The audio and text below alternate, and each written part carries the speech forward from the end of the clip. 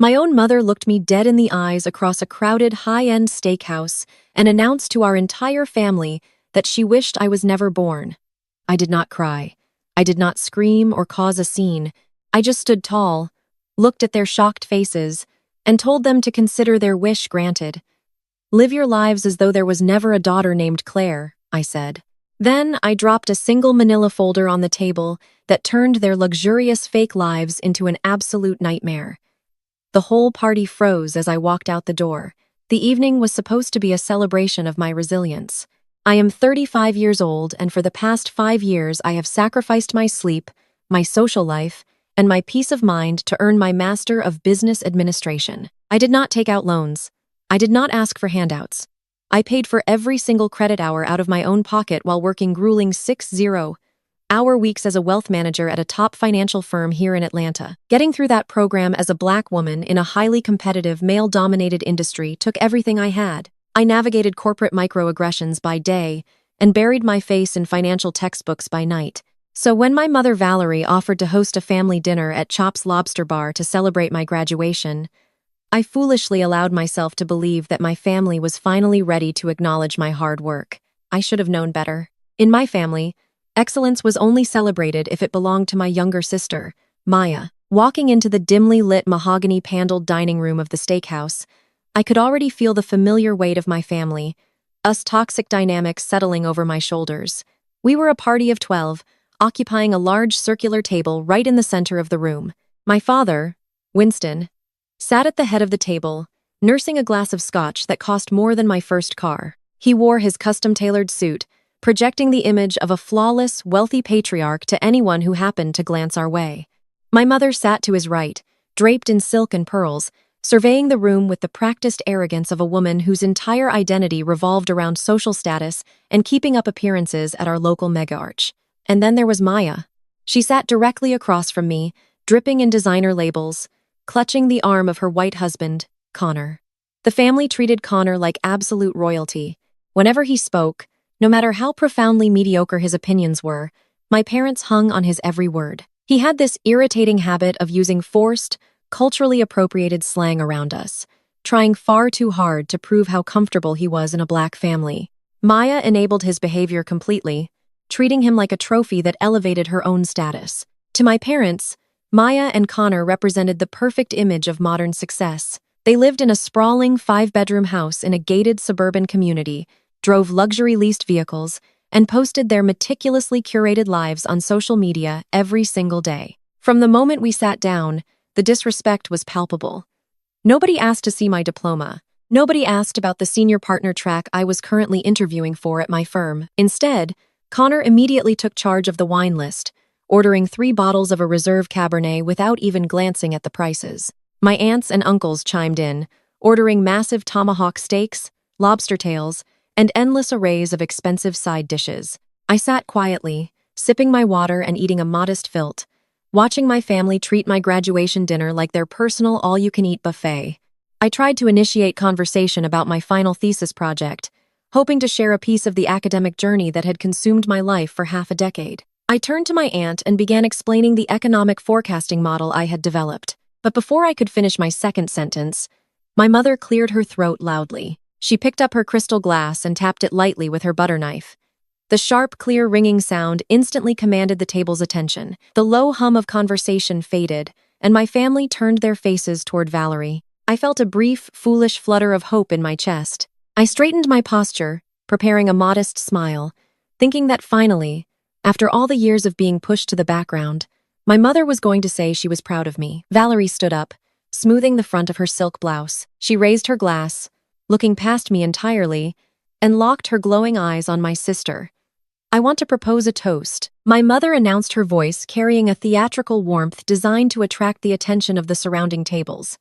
"Tonight, we are gathered to celebrate something truly special. Maya and Connor have just informed Winston and me that they are expanding their family portfolio. They are currently looking into purchasing a second home, a vacation property down in Florida, to build real generational wealth for their future children." To Maya and Connor, the pride of this family, my heart dropped into my stomach.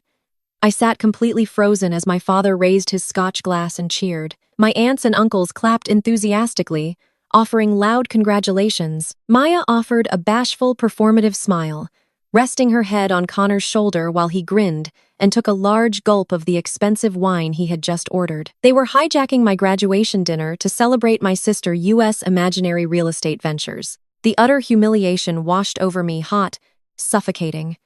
I looked down at my plate, my hands trembling slightly in my lap. For a moment, the old familiar urge to shrink myself took over. The urge to stay quiet, to swallow the disrespect, just to keep the peace. But I thought about those late nights at my desk, the sheer exhaustion I pushed through to earn my degree, and the quiet dignity I had maintained while my family treated me like a second-class citizen in my own life. I was 35 years old. I was a licensed wealth manager. I was done shrinking. "Mom," I said, keeping my voice perfectly level. The table fell silent. My mother lowered her glass, her eyes narrowing as she looked down at me. I continued fighting the tremor in my chest. "I am happy for Maya and Connor. I truly am. But you invited me here tonight to celebrate my MBA. Could we perhaps focus on the occasion we actually gathered for?" The temperature at the table plummeted. My aunts exchanged uncomfortable glances. Connor shifted in his seat, looking mildly annoyed that the spotlight had shifted away from him. Valerie let out a sharp, dismissive scoff that echoed in the quiet dining room. She rolled her eyes, her lips twisting into a sneer of pure disdain. "You always have to make everything about you, Claire. You are so terribly insecure. It is exhausting." I stared at her, genuinely shocked by the blatant gaslighting. "Making it about me. It is literally my graduation dinner. It is just a piece of paper, Claire." My mother fired back her voice, raising a fraction, losing its refined edge. "So, you read some books and took some tests. Congratulations. But Maya and Connor are out here making real moves. They are building a real family, securing actual assets. You should be taking notes, instead of demanding applause for doing what you are supposed to do." Connor leaned forward, resting his elbows on the table with an arrogant smirk. "Look, Claire," he said, using that condescending tech bro tone. He always weaponized against me. "School is great, and all but real wealth is built in the market. Maya and I are making strategic investments. You are just accumulating degrees. When you get out into the real world of asset management, you will understand."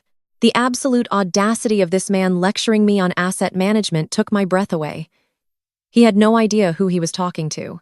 He had no idea what I actually did for a living because nobody in this family ever bothered to ask.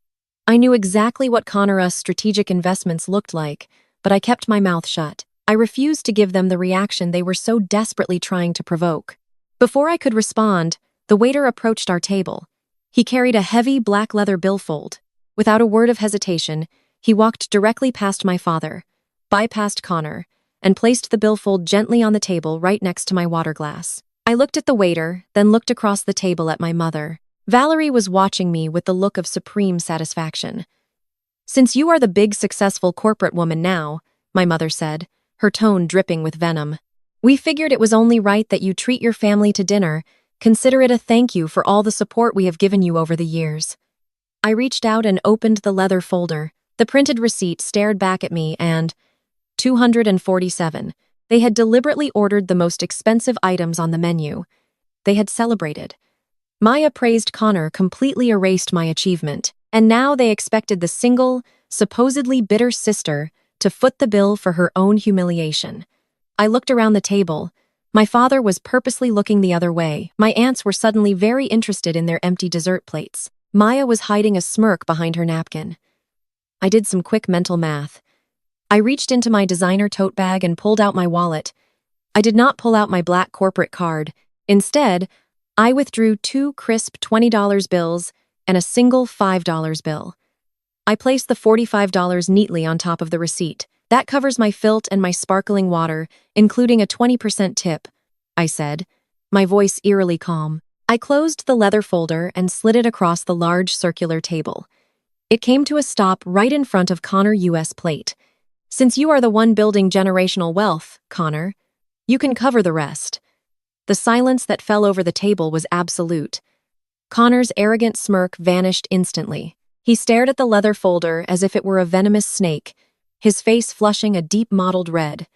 He looked at Maya in sheer panic, and Maya looked at my mother. Valerie slammed her hands down on the table, causing the silverware to rattle. "Claire, you pick that check up right now. Do not you dare embarrass this family in public.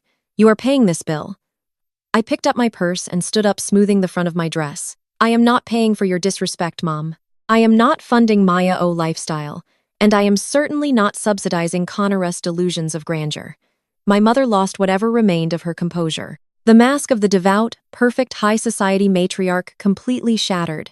She pointed a shaking finger at my face, her voice rising to a volume that caused diners at adjacent tables to turn and stare. "You are nothing but a jealous, bitter, miserable woman," she hissed, her eyes burning with a hatred so deep it physically took my breath away. "You have always been a burden. We have to walk on eggshells around your fragile ego while you contribute nothing to this family. You want to know the truth, Claire. You want the absolute truth tonight. We wish you were never born." The words hit the air like physical blows. My father flinched but said nothing. Maya looked down, her eyes wide. The entire restaurant seemed to freeze, the ambient noise dying out completely. Everyone was waiting for me to break. They were waiting for the tears, the screaming, the emotional collapse that would finally validate their narrative of me being an unstable, angry black woman. I did not give them the satisfaction. I felt a cold, pristine clarity wash over my entire body. I looked at the woman who gave birth to me, feeling absolutely nothing but pity. "Consider me as if I never existed," I said, my voice steady and crystalline. "Live your lives as though there was never a daughter named Claire. Wish granted."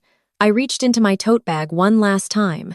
My fingers brushed against the thick, heavy stock paper of the manila envelope I had brought with me tonight, an envelope that was originally supposed to be a gift. I pulled it out and tossed it onto the center of the table. It landed directly on top of Maya U.S. expensive silk clutch. I held her gaze as she cautiously reached out and opened the flap. She pulled out the legal documents inside. "What is this?" Maya asked, her voice trembling slightly as she scanned the bold legal header printed at the top of the page. "It is a 30-day notice to vacate," I replied calmly. Connor snatched the paper from her hands, his eyes darting frantically across the text. "This is a joke," he stammered, sweat beginning to bead on his forehead. "This is an eviction notice for our house. You cannot do this. You do not own our house. A corporate management company owns our house." I looked at him, letting a small, razor-sharp smile touch the corners of my mouth. "I am the sole managing member of that LLC, Connor. I own the debt you defaulted on 2 years ago. I own the roof over your head. And as of midnight tonight, your lease is terminated. You have 30 days to get off my property." I did not wait for the screaming to start. I turned my back on my shocked, paralyzed family and walked calmly out of the restaurant, stepping into the warm Atlanta night air, breathing freely for the first time in my life. The thick, humid Atlanta air hit my face the second I pushed through the heavy glass doors of the restaurant. I handed my ticket to the valet with hands that were completely steady. I did not shed a single tear. I just wanted my car. I wanted to drive back to my penthouse, take a long shower, and wash the toxic scent of that dining room off my skin. "Claire." The voice cracked like a whip across the pavement. I turned to see my father Winston storming out of the restaurant. His custom-tailored suit jacket was unbuttoned and flapping in the wind. His face was flushed, a deep, angry purple under the warm glow of the streetlights. He marched straight up to me, invading my personal space, pointing a thick finger just an inch from my nose. "What kind of sick, twisted game are you playing in there?" he demanded. I did not even bother to lower his voice. The valet stopped moving, his eyes darting between us. "Printing out fake legal documents just to ruin your sister U.S. night," Winston continued, his voice dripping with absolute disgust. "You are so consumed by your own bitter jealousy that you would actually fabricate an eviction notice. You are a psychotic, miserable woman. You cannot stand to see Maya happy." I looked at the finger pointed at my face. I did not swat it away. I did not flinch. I just stared at it until he slowly lowered his hand, unnerved by my complete lack of a reaction. "Fake documents?" I asked, my voice cutting through the humid air like shattered glass. "Winston, I am a licensed wealth manager. I handle multi-million-dollar portfolios every single day. I do not forge documents. You should know that better than anyone, considering you are the one who came begging to my office 2 years ago." His face faltered. The righteous anger shifted instantly into something else. Panic. "Keep your voice down," he hissed, glancing around the valet stand nervously. I will not, I replied, stepping forward so he was forced to step back. Since we are airing out the family laundry tonight, let us put it all on the line. Let us talk about Connor, us brilliant tech startup, the one you bragged about to every single deacon at our church. The one you proudly funded to make sure your white son-in-law looked like a genius to the rest of Black Atlanta. The one that went completely bankrupt 24 months ago. Winston swallowed hard. The color began to drain from his face, leaving him looking older and suddenly very fragile. Connor blew through all his investor funding, I said, making sure my articulation was razor sharp. Maya U.S. luxury house, the one she just claimed she is building generational wealth inside of, went into active foreclosure. The bank was 30 days away from throwing their designer furniture onto the curb. And who did you call, Dad? You did not call your golf buddies. You did not call the pastor. You called the daughter you just allowed your wife to disown. I let the truth hang there in the heavy night air. I watched his eyes dart back and forth as the reality of the situation finally penetrated his arrogance. You sat in my office and cried, I continued. You begged me to fix it because you could not bear the social humiliation of Maya losing her home. You could not stomach the idea of your country club friends finding out that Connor was a financial failure. So, I fixed it. I used my private LLC. I took my own post-tax money, the money I earned working 6 zero-hour weeks while you all mocked my career, and I bought their defaulted debt at a public auction for pennies on the dollar. I saved them from immediate homelessness. I own the paper. I own the dirt under their feet. Winston opened his mouth, but no words came out. He just stared at me, his chest heaving. I reached into my designer tote bag and pulled out a second envelope. This one was thick and pristine white. Do you know what this is? I asked, tapping the white envelope against my palm. This is the deed transfer. I brought it with me tonight. My plan was to pay for the graduation dinner, announce my MBA, and hand Maya the house free and clear. I was going to give her a $500,000 asset as a celebration of family. I was going to wipe her slate clean. I walked over to a heavy metal trash can sitting next to the valet podium. I held his gaze as I dropped the white envelope right into the garbage. But then Mom wished I was never born.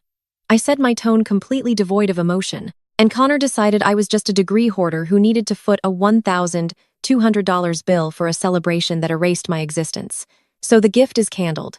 The eviction stands. They have 30 days to get out of my house.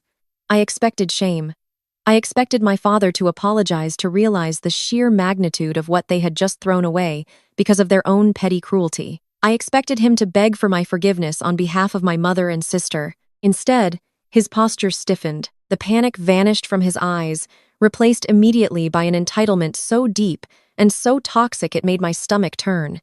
He puffed out his chest, trying to reclaim his authority as the patriarch. You pull that envelope out of the trash right now, Winston ordered, his voice dropping into a menacing growl. You are going to sign that deed over to Connor and Maya tonight. That is family property. Claire, you have no right to hold it hostage. Family property. I repeated the words slowly, letting the sheer absurdity of his demand settle into the thick Georgia night. The sheer audacity of my father demanding I hand over a $500,000 asset as if it were a borrowed sweater was staggering. There is no family property, Winston. There is only my private LLC, my capital, and a heavily leveraged house that your son-in-law defaulted on. You do not get to claim the fruits of my labor just because we share DNA. The heavy glass doors of the steakhouse swung open again. Connor stepped out onto the pavement. He wore a tailored blazer without a tie, his hands tucked casually into the pockets of his expensive slacks. He was projecting that effortless, relaxed confidence he always used to manipulate my parents. Maya trailed just behind him, clutching her silk wrap, looking like a distressed damsel who needed her knight to handle the unruly help. Whoa, hey! Let us all just take a breath, Connor said, holding his hands up in a placating gesture. He walked toward me with that infuriating, condescending smile. He used the exact same tone a person might use to calm down a toddler having a public tantrum. Claire, come on, we are all family here.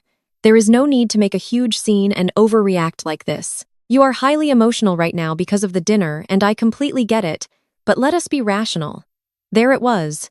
The classic weaponization of my emotions. He was trying to paint me as the irrational, angry Black woman who just could not understand the complex world of business.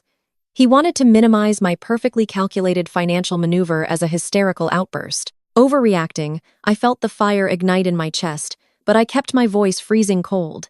You think I am overreacting? Look, Connor chuckled, a soft, patronizing sound. I know the startup hit a little speed bump. Tech is volatile, but Maya and I are pivoting. We have new angel investors lined up for next quarter. You holding on to this deed is just petty. It is just bad business.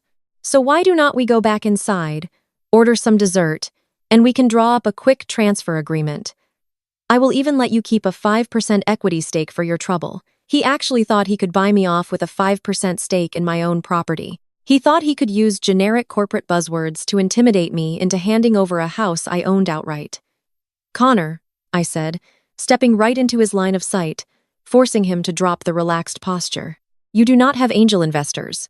You have a series of defaulted mezzanine loans, 2 outstanding liens from unpaid contractors, and a credit score that is currently sitting in the low 500s. You did not hit a speed bump. You drove your company straight into a brick wall because you lack basic financial literacy. His patronizing smile completely vanished. The color drained from his face as I recited his exact financial ruin right there in the valet line. I am not your subordinate, I continued, my voice echoing off the concrete. I am not one of the naive interns you managed to scam into working for free. I am a licensed wealth manager holding a Master of Business Administration. I manage 9-figure portfolios.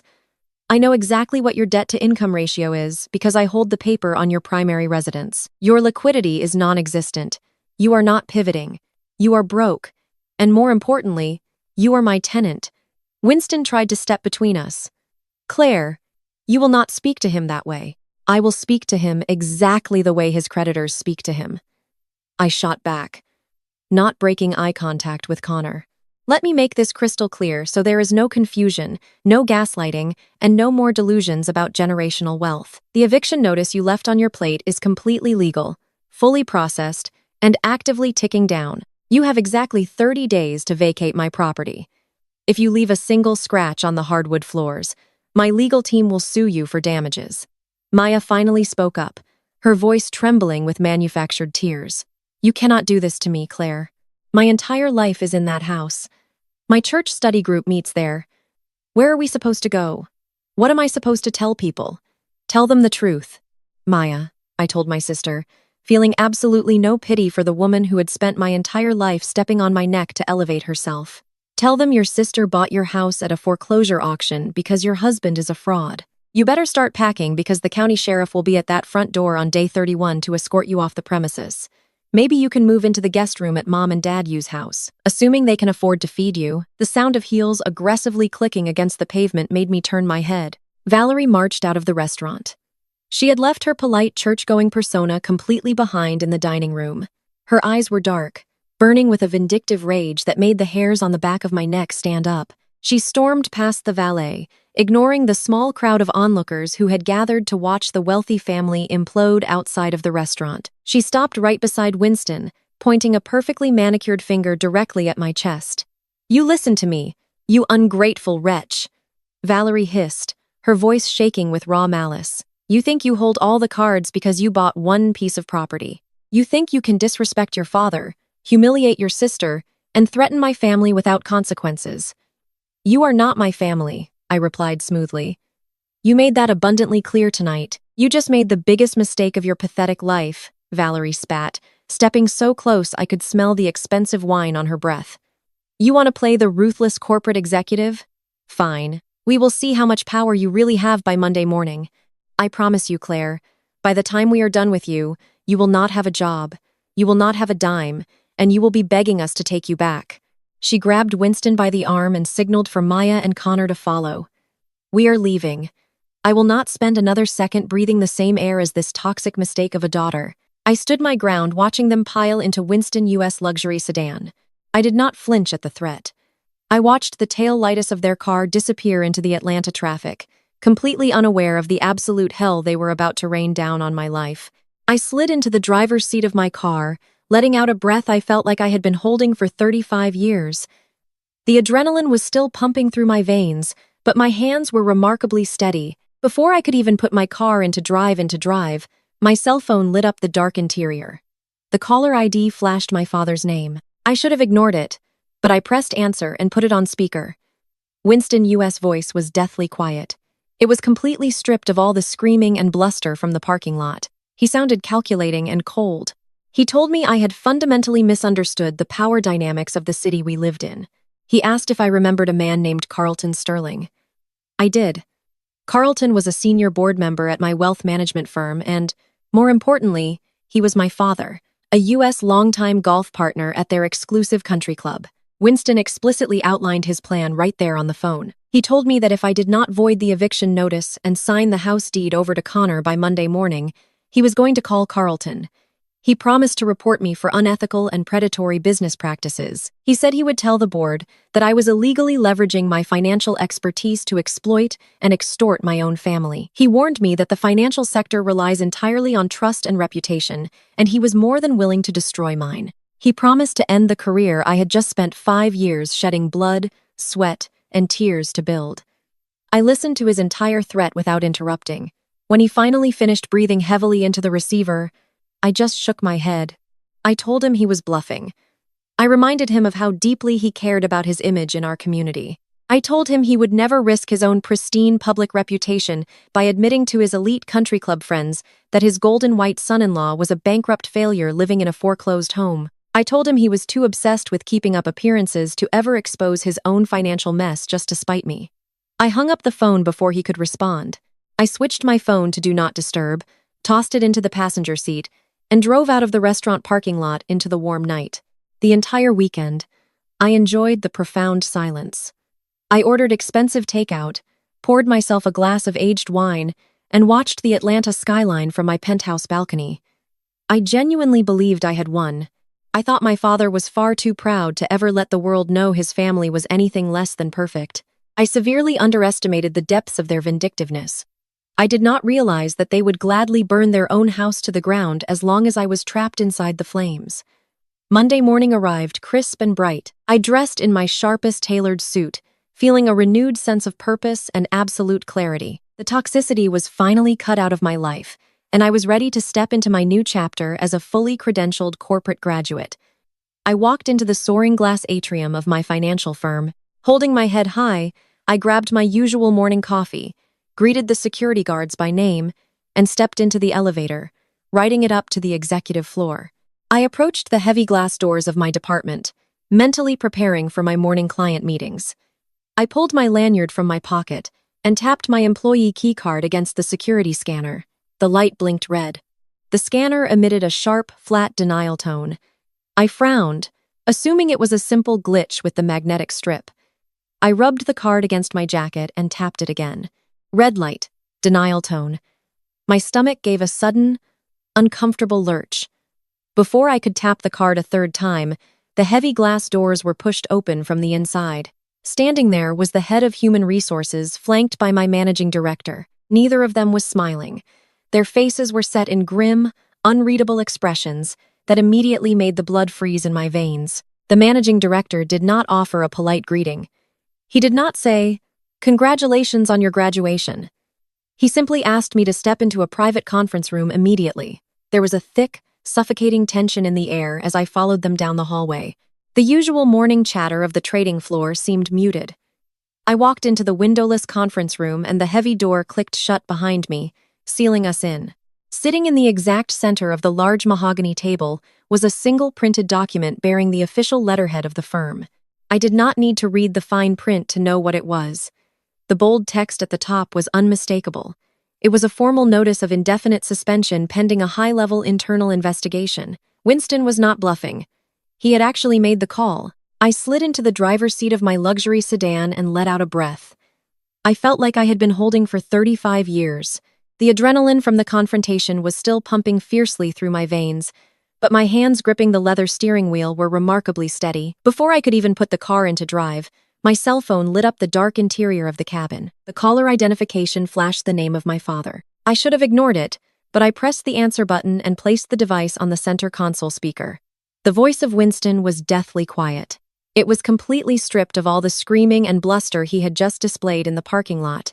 He sounded calculating and entirely cold. He told me I had fundamentally misunderstood the power dynamics of the city we lived in. He asked if I remembered a man named Carlton Sterling. I absolutely did. Carlton was a senior board member at my wealth management firm, and more importantly, he was the longtime golf partner of my father at their exclusive old money country club. Winston explicitly outlined his retaliation plan right there on the phone. He told me that if I did not void the eviction notice and sign the house deed over to Connor by Monday morning, he was going to call Carlton. He promised to report me to the corporate board for unethical and predatory business practices.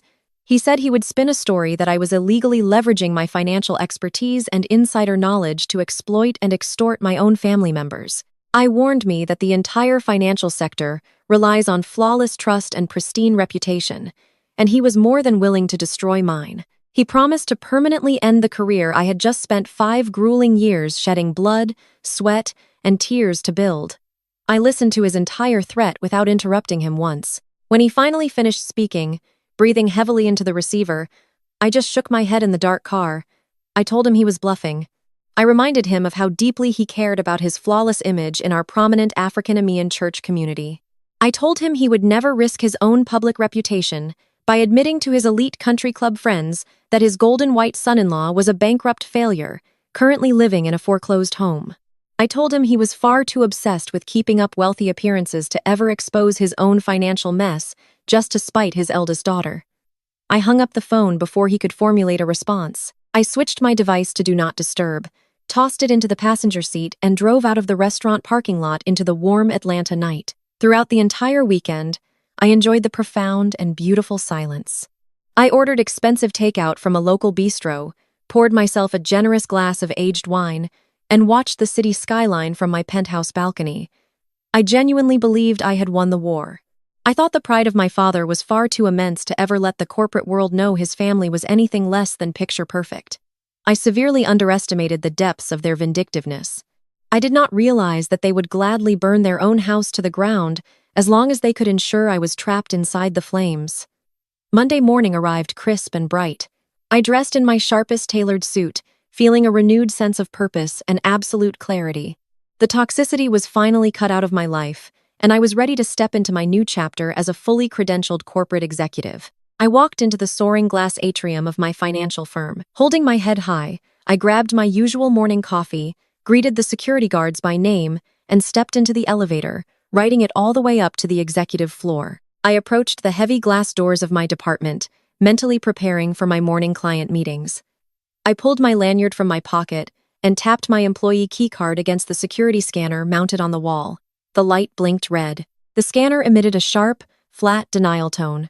I frowned, assuming it was a simple glitch with the magnetic strip. I rubbed the card against my jacket sleeve and tapped it again. Red light, denial tone. My stomach gave a sudden uncomfortable lurch. Before I could tap the card a third time, the heavy glass doors were pushed open from the inside. Standing there was the head of human resources flanked by my managing director. Neither of them was smiling. Their faces were set in grim, unreadable expressions that immediately made the blood freeze in my veins. The managing director did not offer a polite morning greeting. He did not say, "Congratulations on your recent graduation." He simply looked at me with cold professional detachment and asked me to step into a private conference room immediately. There was a thick, suffocating tension in the air as I followed them down the carpeted hallway. The usual morning chatter of the trading floor seemed completely muted. I walked into the windowless conference room and the heavy door clicked shut behind me, sealing us in. Sitting in the exact center of the large mahogany table was a single printed document bearing the official letterhead of the firm. I did not need to read the fine print to know what it was. The bold text at the top of the page was unmistakable. It was a formal notice of indefinite suspension pending a high-level internal investigation. Winston was not bluffing. My own father had actually made the call to ruin my life. I sat in the heavy leather chair opposite the head of human resources, and my managing director staring at the crisp white paper resting on the mahogany table. The bold black letters spelling out indefinite suspension seemed to vibrate under the harsh fluorescent lights of the conference room. I did not reach out to touch the document immediately. I simply let my eyes scan the text, absorbing the sheer, breathtaking malice of what my family had just orchestrated to protect their fragile egos. The document outlined a highly detailed, thoroughly fabricated narrative. According to the formal complaint, lodged directly with our corporate compliance office, I was being investigated for severe elder financial abuse. The complaint alleged that I had maliciously exploited my position as a licensed wealth manager to manipulate my aging parents into handing over family real estate assets. It did not stop there. Connor had clearly helped my father draft the complaint because the second paragraph contained a slew of regulatory buzzwords designed to trigger an immediate panic within the firm. They explicitly accused me of illegally combing private client funds with my personal limited liability company to purchase distressed properties at public auction. They painted me as a predatory, unethical broker who used insider knowledge and corporate leverage to extort my own flesh and blood. Claire, this is a highly sensitive situation, my managing director said, breaking the suffocating silence. His voice was heavy with a mix of disappointment and corporate caution. You understand that in our industry, even the mere allegation of financial exploitation regarding a vulnerable family member is enough to trigger a mandatory reporting event to the regulatory boards. The head of human resources leaned forward, sliding a sleek silver pen across the polished wood table toward me. We need you to sign this acknowledgement of your suspension. You are required to surrender your company phone, your laptop, and your client files immediately. You are not to contact any of your portfolio clients while the internal investigation is ongoing. I looked at the silver pen. Then I looked at the two executives sitting across from me. I knew exactly what they were waiting for. They were bracing themselves for an emotional explosion. They were waiting for me to raise my voice, to slam my hands on the table, to cry hot tears of injustice, and to beg them to believe my side of the story. They were waiting for the angry black woman stereotype to manifest right there in their conference room. A reaction that would instantly validate the unhinged, predatory image my father had just painted of me. I denied them that satisfaction. As a dark-skinned African-American woman navigating the treacherous elite corridors of corporate wealth management, I learned a very long time ago that I did not have the luxury of losing my temper. My passion would always be labeled as aggression. My defense would always be labeled as insubordination. I had spent years building an impenetrable armor of professional poise, and I was not going to let Winston and Connor strip it away from me. I calmly folded my hands in my lap and met the gaze of my managing director with absolute freezing clarity. I will not be signing that document today, I said, my voice perfectly modulated, smooth, and entirely devoid of panic. The head of human resources blinked clearly, thrown off guard by my icy composure. Claire refusing to sign the acknowledgement will not stop the suspension process. It is company policy. I am fully aware of corporate policy, I replied, keeping my posture impeccably straight. I am also aware of my legal rights. The allegations detailed in this complaint are entirely fabricated, completely baseless, and highly defamatory. I will surrender my company devices as requested, but I will not put my signature on any document without the presence and review of my retained legal counsel. I expect a certified copy of this complaint, including the exact transcripts of the phone call my father made to the board, to be sent to my lawyer by the end of the business day. My managing director shifted uncomfortably in his expensive chair. He was used to dealing with panicked employees, not someone treating their own suspension like a hostile corporate takeover. We will comply with your legal requests, Claire, but until the compliance team clears these allegations, you need to gather your personal items and vacate the premises. I stood up slowly, smoothing the front of my tailored blazer. I reached into my pocket, pulled out my company-issued phone, and placed it gently next to the unsigned suspension notice. I unclipped my security badge and laid it right beside the phone. I look forward to the rapid conclusion of this investigation, I said, maintaining direct, unwavering eye contact. Because when the compliance team reviews my personal financial records, they will find that every single dollar used in my private real estate transactions was clean post-tax income. Have a wonderful morning, gentlemen. I turned and walked out of the conference room. I did not rush. I did not look back. I walked down the long corridor toward my corner office with the deliberate, measured pace of a woman who owned the entire building. The trading floor was an open concept design, meaning dozens of my colleagues, analysts, and junior associates were sitting at their desks as I approached my workspace. Whispers rippled through the aisles. People quickly averted their eyes, pretending to look at their monitors, but I could feel the heavy weight of their stares. They all knew what an unexpected mid-morning visit to the HR conference room meant. They were watching to see if I would crumble under the public humiliation. I kept my chin perfectly level. I picked up my designer handbag from under my desk, grabbed my personal car keys, and walked straight back toward the main glass doors. I smiled politely at the receptionist on my way out. I rode the elevator down to the parking garage in total silence, watching the digital floor numbers count down, holding my breath the entire way. When I finally reached my car, I unlocked the doors, slid into the driver's seat, and pulled the heavy door shut. The thick, soundproof insulation of the luxury cabin sealed me off from the rest of the world. For exactly 10 seconds, I let the professional mask slip. I gripped the steering wheel so my knuckles turned ashen and I let out a sharp, ragged breath. My chest ached with the profound, staggering betrayal of it all. My own father had just attempted to destroy my entire livelihood, my reputation, and my future. All to protect the bruised ego of his bankrupt white son-in-law. They wanted to break me. They wanted to leave me destitute, so I would be forced to crawl back to them and beg for forgiveness. I released the steering wheel and took one deep, steadying breath, pulling the cold corporate armor right back into place. I reached into my purse and pulled out my personal encrypted cell phone. I did not call my mother to scream at her. I did not call my sister to curse her name. Playing emotional games with narcissists was a losing battle, and I was not playing games anymore. I was going to war. I scrolled through my contact list and pressed dial on the one person who had taught me exactly how to dismantle corporate enemies. Harrison was a senior partner at one of the most ruthless, high-powered corporate law firms in the Southeast. He was a brilliant, sharp-minded black man in his late 50s who had taken me under his wing when I first entered the financial sector. He had mentored me, taught me how to navigate the cutthroat politics of Atlanta elite business circles, and treated me with more paternal respect than Winston ever had in 35 years. The line rang twice before his deep, growly voice came through the speaker. Claire Harrison said, sounding mildly surprised. "You usually do not call me during market hours, telling me you are calling to say you finally accepted that senior partner track." I stared out through the windshield into the dim concrete parking garage. "I just got suspended." "Harrison," I said, my voice cold and precise. "My father and Connor just filed a fraudulent corporate complaint accusing me of elder financial abuse and embezzling client funds. They are trying to revoke my licenses and strip my career." There was a beat of silence on the other end of the line. When Harrison spoke again, all the casual warmth was completely gone from his voice. He shifted instantly into the legal shark that made Fortune 500 companies tremble. "Where are you right now?" he asked.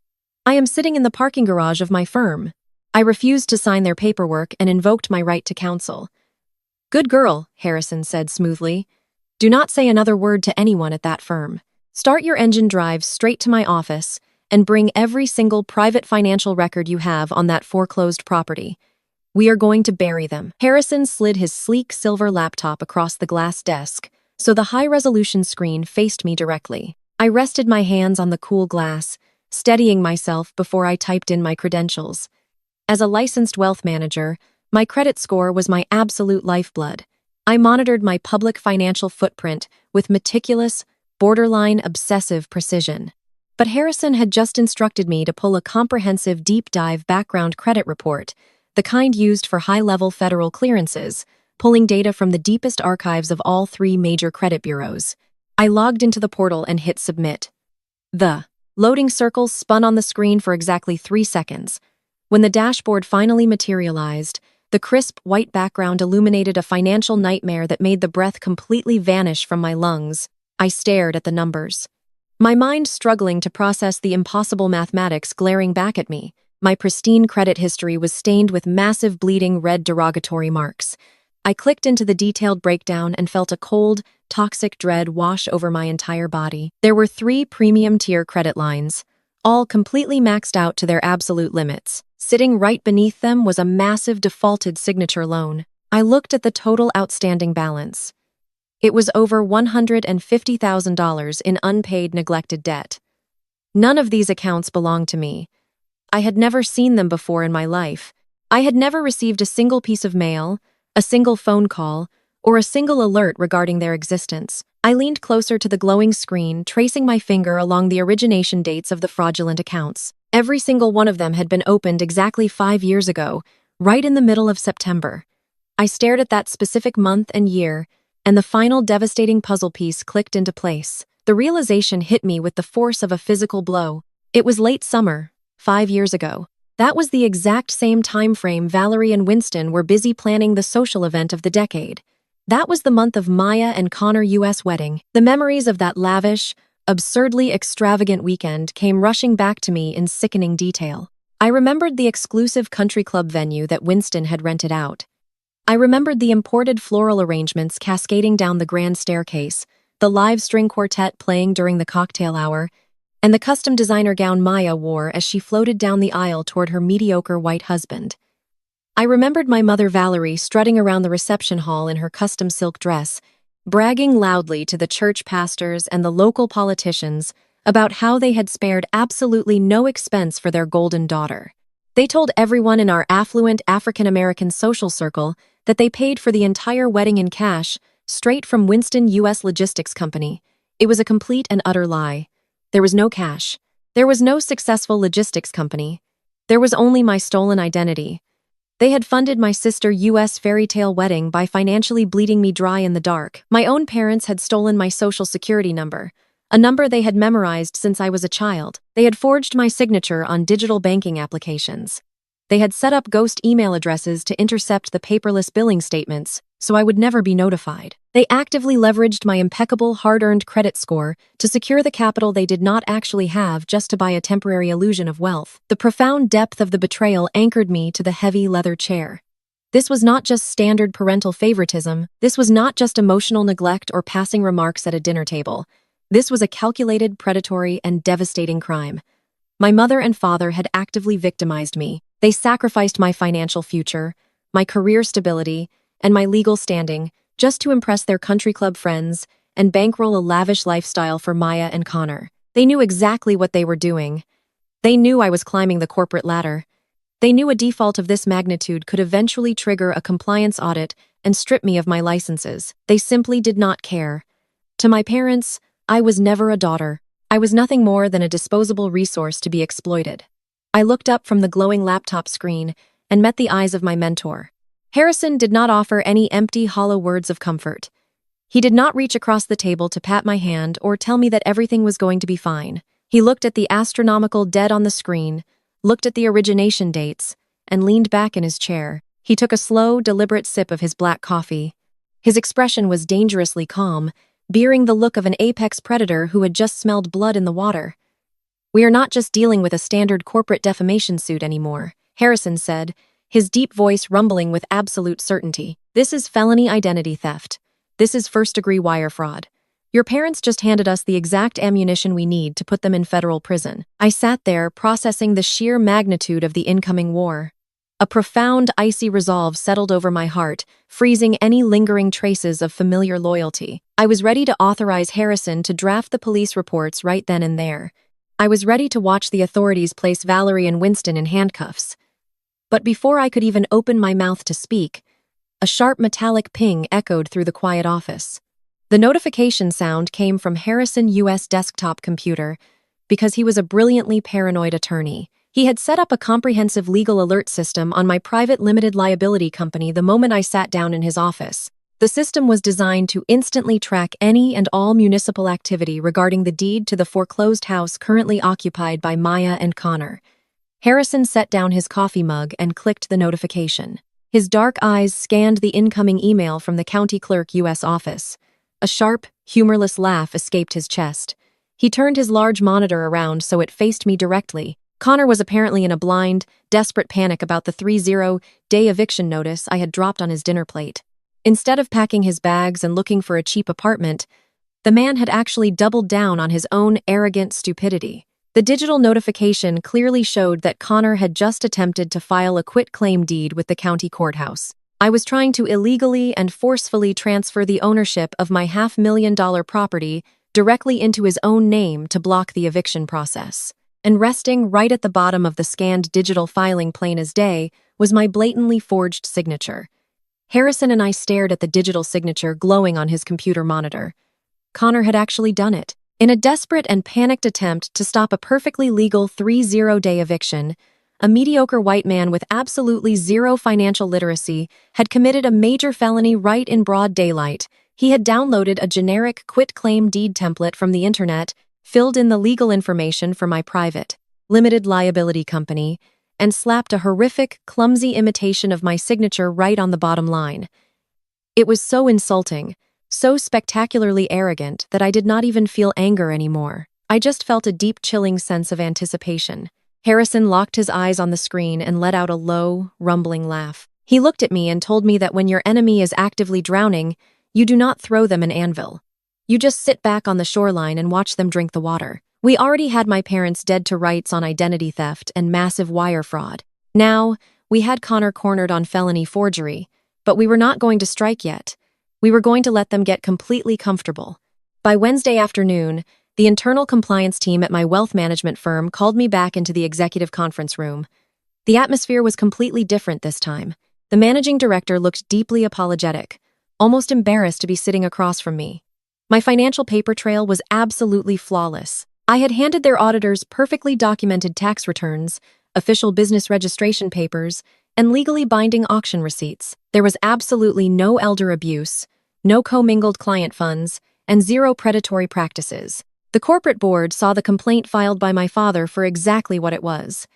It was a malicious, fabricated lie designed to extort me. They formally lifted my suspension right there on the spot. They apologized profusely for the inconvenience and immediately offered to fast-track my senior partner review to avoid any potential discrimination lawsuits. I accepted their apology with polite professional grace, but I made one very specific request. I asked the managing director to keep my full reinstatement entirely confidential for the next few weeks. I wanted my active corporate status hidden from any external inquiries. I needed my father, my mother, and my sister to genuinely believe they had won the war. I needed them to think I was sitting alone in my luxury penthouse, recently fired, completely broke, and drowning in absolute despair. I went completely off the grid. I did not block the phone numbers of my family members. I simply left their text threads on read. I wanted them to see that I was receiving their messages, but lacked the courage or the power to respond to them. Valerie sent me dozens of messages over the next few days. Her texts were a masterclass in narcissistic gloating disguised as maternal concern. She texted me, saying she heard about my unfortunate little corporate problem at work. She suggested I humble myself, come back to her house, and apologize to the entire family for my behavior. She said she was praying daily for my bitter heart. She told me that God was actively punishing me for disrespecting my father and trying to ruin the marriage of my sister. I read every single word she typed while sipping a hot espresso at my desk in my corner office, entirely unbothered by her delusions. Then came Maya. My younger sister had always weaponized social media to validate her existence, but her recent posts reached an entirely new level of staggering delusion. Since she genuinely believed Connor had successfully transferred the deed to the house and that my career was permanently ruined, she felt utterly invincible. I sat at my desk during my lunch break and watched her latest Instagram reel. It was a highly produced, beautifully edited video of her giving her thousands of followers a guided tour of the very house I was actively evicting her from. Maya was walking through the grand foyer holding a designer coffee cup, talking directly to the camera with that soft, performative voice she always used to impress her elite church friends. She talked at length about how this new season of her life was all about divine abundance and protecting her peace. She actually had the audacity to look straight into the camera lens and say that God had recently removed a massive source of toxic, jealous energy from her inner circle. She claimed this spiritual cleansing had finally cleared the way for her and Connor to step into their true generational wealth. The comment section under the video was an absolute joke. Her followers were praising her resilience and her beautiful home. Connor was actively replying to soaking up compliments about his incredible business acumen, acting like he was some brilliant tech visionary instead of a bankrupt felon currently facing serious prison time. But manipulating social media was not enough for Valerie. My mother needed a physical, tangible audience to witness her supposed triumph over me. With my career seemingly destroyed and the suburban house supposedly secured under the forged deed Connor filed, Valerie felt an overwhelming need to take a massive victory lap. She decided that this was the absolute perfect moment to organize a ridiculously lavish, no-expense-spared 40th anniversary gala for herself and Winston. She wanted to prove to the entire Atlanta elite that her family was the absolute pinnacle of Black excellence. She wanted the politicians, the mega-orch pastors, and the country club executives to look at her and see flawless, untouchable success. She began booking the grand ballroom at one of the most exclusive luxury hotels downtown. She was ordering massive displays of imported flowers, hiring a 1-2 Peace Live band, and sending out heavy gold-foiled invitations to hundreds of people in our social circle. She was spending tens of thousands of dollars. She did not actually have blindly setting up the absolute perfect stage for her own spectacular destruction. While my mother was busy agonizing over imported floral centerpieces and champagne fountains, Harrison and I were sitting in his mahogany-paneled office, quietly finalizing the legal trap that would close around them. We did not send a cease and desist letter regarding the forged quitclaim deed. We did not issue a polite corporate warning or a demand for mediation. Harrison looked at me across his massive desk and told me that when people show you they are willing to commit federal crimes to maintain their lifestyle, you do not argue with them. You simply let the criminal justice system do the talking. We gathered every single piece of financial evidence we had accumulated. We printed the time-stamped origination documents for the 3 maxed-out credit lines Valerie had fraudulently opened in my name. We pulled the detailed statements for the defaulted signature loan she used to pay for the lavish country club wedding of my sister. We downloaded the digital tracking data from the county clerk office, proving beyond a shadow of a doubt that Connor had actively submitted a fraudulent property transfer using a terribly forged version of my signature. We compiled bank statements, internet protocol address logs, and property tax records. We bound it all into a single, perfectly indexed 200-page binder. Harrison made a direct phone call to an old colleague of his who worked as a senior prosecutor in the fraud division of the district attorney office. We walked into the county courthouse 2 days later through a private back entrance. We sat down in a stark fluorescent-lit room with 3 financial crimes detectives. I handed over the thick binder. I answered their questions with complete emotionless precision. The detectives looked at the undeniable depth of the identity theft and the brazen stupidity of the forged real estate document, and they did not hesitate for a single second. The lead detective assured Harrison that they were fast-tracking the arrest warrants. The heavy wheels of the justice system had officially begun to turn, and my family remained completely oblivious, entirely focused on preparing for their upcoming social event. Simultaneously, we expedited the 30-day eviction notice.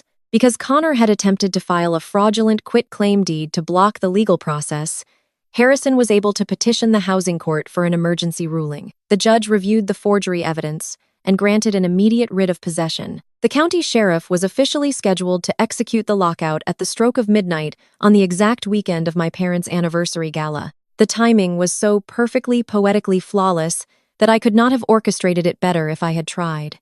I was going to let them dance the night away right up until the exact moment the heavy hand of reality crashed through their front door. A week before the grand event, I stepped off the private elevator into the lobby of my penthouse building to check my mail. My concierge smiled and handed me a thick, heavy envelope. It was made of premium textured ivory cardstock, completely covered in ornate gold-foiled calligraphy. I recognized the expensive stationery immediately. It was the exact same luxury brand my mother had used for the wedding invitations of my sister 5 years ago. The very same invitations I had unknowingly paid for with my stolen identity. I carried the heavy envelope upstairs, poured myself a cup of black coffee, and broke the gold wax seal at my kitchen island. Inside was a ridiculously elaborate invitation, cordially requesting my presence at a black tie gala celebrating the 40th wedding anniversary of Winston and Valerie. The sheer narcissism required to invite the daughter you just publicly disowned, the daughter whose career you just tried to destroy simply to rub your supposed victory in her face, was absolutely staggering. But what truly caught my attention was not the gold foil or the pretentious wording. Stuck right over the elegant response card was a bright yellow sticky note. The handwriting belonged to my younger sister. Maya had taken a thick black marker and scrolled a deeply petty childish message directly onto the expensive paper. It read, "In case you need a free meal now that you are jobless." I stared at that bright yellow sticky note for a very long time. I did not feel the familiar thing of rejection. I did not feel the heavy, suffocating weight of being the family scapegoat. I felt a sharp, brilliant surge of pure exhilaration. Maya and Valerie genuinely believed they had broken me. They thought I was sitting in my apartment destitute, stripped of my corporate licenses and crying over my ruined life. They wanted me to show up to their extravagant party looking defeated and broken so they could parade to their fake wealth in front of me and solidify their elevated status in the Atlanta high society scene. I peeled the yellow sticky note off the card and placed it gently on my marble countertop. I took a sleek black pen and checked the box marked "Joyfully Accepts" on the response card. I wrote down that I would be bringing a +1, sealed the card in the return envelope, and left it by the door to be mailed. I picked up my phone and dialed the number of my best friend. Kendra had been my absolute rock since our undergraduate days at Spelman College. She was a brilliant, sharp-witted corporate public relations strategist who knew exactly how toxic my family had always been. She answered on the second ring with her usual vibrant energy.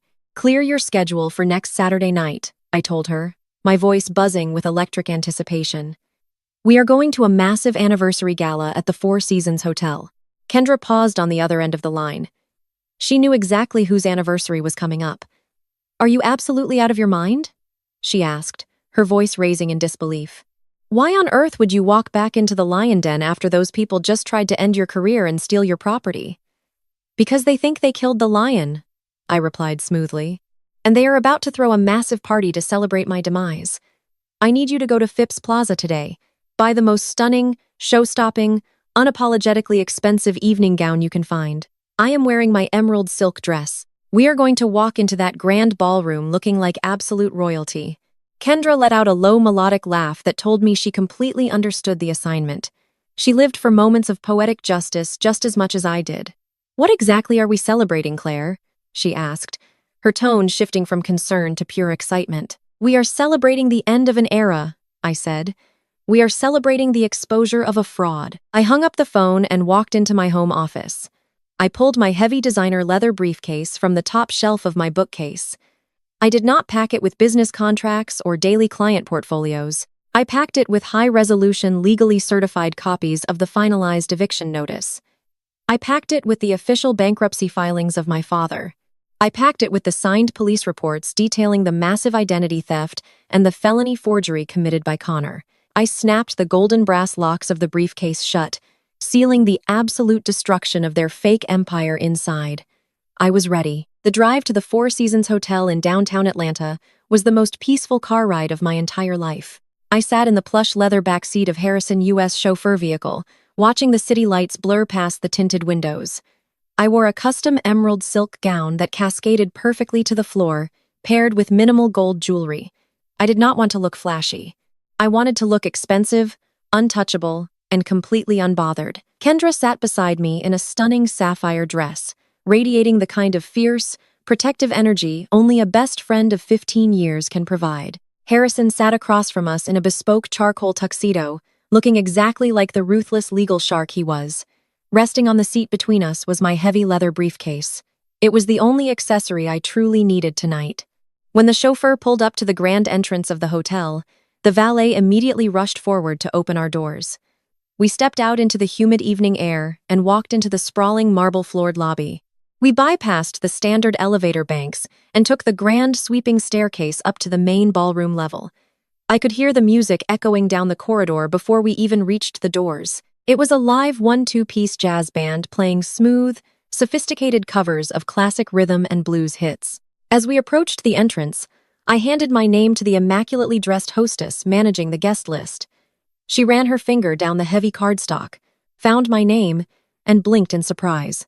She clearly knew who I was, and she clearly knew the rumors my family had been spreading about my supposed downfall. She looked at my flawless gown, looked at the two incredibly powerful people flanking me, and offered a cautious, highly respectful smile. She pushed open the heavy mahogany doors, and we stepped inside.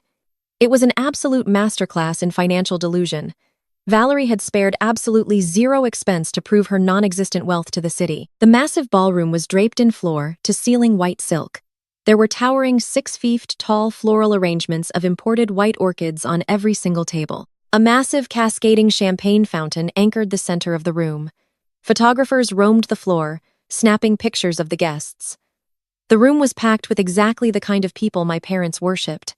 There were prominent politicians, wealthy local real estate developers, and the senior pastors from all the most elite mega-churches in Atlanta. It was a carefully curated audience of high-society African-American families, the kind of people who valued prestige, perfect public images, and generational legacy above absolutely everything else. These were the people Valerie and Winston had spent their entire lives trying to impress. We did not skulk into the room or hide in the back. I walked directly into the center of the ballroom, holding my head perfectly high. The dynamic shift in the room was almost instantaneous. When three highly confident, impeccably dressed people walk into an event with absolute purpose, the air pressure changes. Guests sitting at the outer tables stopped their conversations and turned to look. People who recognized me from church or past family events did visible double takes. According to the narrative, Valerie had been aggressively peddling all week. I was supposed to be unemployed under federal investigation, drowning in depression and hiding in shame. I was supposed to be the tragic, unstable daughter who ruined her own life out of jealousy. Instead, I looked like I owned the entire hotel. I scanned the sprawling room and finally spotted them. They were sitting at an elevated head table, positioned perfectly to overlook their guests. Valerie was holding court. She had a crystal glass of champagne in her hand, her head thrown back in a joyous, ringing laugh as she entertained a group of wealthy deacons from their church. She wore a glittering silver gown that undoubtedly cost thousands of dollars she did not actually possess. Maya and Connor sat right next to her, holding hands and acting like the perfect wealthy heirs to the family empire. I stopped walking. I stood perfectly still in the middle of the ballroom and simply waited. It took exactly 20 seconds. Valerie turned her head to place her champagne glass on the table, and her eyes swept across the crowd. Her gaze locked directly onto mine across the sea of crystal chandeliers and white orchids. It was deeply cinematic. The smug, radiant, triumphant joy completely evaporated from her face in a fraction of a second. Her jaw actually went slack, the glass in her hand tilted dangerously, almost spilling champagne onto her expensive silver dress. I watched the sheer, visceral shock hit her system. She looked at my posture. She looked at the expensive silk of my dress. She looked at the heavy leather briefcase hanging from my hand. I was not broken. I was not crying. I was armed. The psychological breakdown on her face was exquisite. Valerie immediately dropped her glass on the table and grabbed the arm of her son-in-law. Connor looked up annoyed by the sudden grip and followed her gaze across the room. When he saw me standing there with Harrison, the color instantly drained from his face, leaving him looking like a panicked ghost. He knew exactly who Harrison was. I knew that I had walked into this room with one of the most terrifying corporate attorneys in the state. Valerie went into immediate damage control mode. She completely abandoned her elegant high society persona and started frantically looking around the perimeter of the ballroom. I watched as she locked eyes with a large, broad-shouldered man in a dark suit wearing a security earpiece. She waved him over aggressively, completely ignoring the confused looks of the church deacon sitting at her table. She leaned in and whispered frantically to the security guard, pointing a sharp, manicured finger discreetly in my direction. I knew exactly what she was doing. She was spinning a rapid, desperate lie. She was telling him that her unhinged, jobless, arranged daughter had crashed the private anniversary gala and needed to be escorted out through the back service elevators immediately before she caused a violent scene. She wanted me silenced and removed before I could ruin her perfect night. The security guard nodded seriously, tapping his earpiece to signal for backup. He began to navigate his way through the crowded tables, moving with a fast, heavy purpose directly toward where Kendra Harrison and I were standing. Harrison noticed the guard approaching. He did not flinch. He simply took one deliberate step forward, positioning his broad shoulders slightly in front of me. It was a silent, unmistakable warning to the hotel security staff. Harrison was daring that guard to put a single hand on his client. But before the security guard could close the remaining distance between us, the ambient lights in the grand ballroom suddenly dimmed. A hush fell over the crowd as the jazz band stopped playing. A bright, focused spotlight hit the main acrylic podium on the center stage. My father Winston stepped up to the microphone. He adjusted the lapels of his custom tuxedo, flashing a blinding, charismatic smile at the hundreds of wealthy guests staring up at him. He looked like the absolute pinnacle of patriarchal success. He tapped the microphone twice, the sharp sound echoing through the massive room, demanding total silence and absolute attention. "Thank you all for being here tonight." Winston began, his booming, authoritative voice wrapping around the crowd. 40 years. 40 years of marriage of faith and of building a foundation that will stand the test of time. I stared up at the stage, feeling my pulse slow down to a steady, rhythmic beat. The hypocrisy pouring out of his mouth was so thick it was almost suffocating.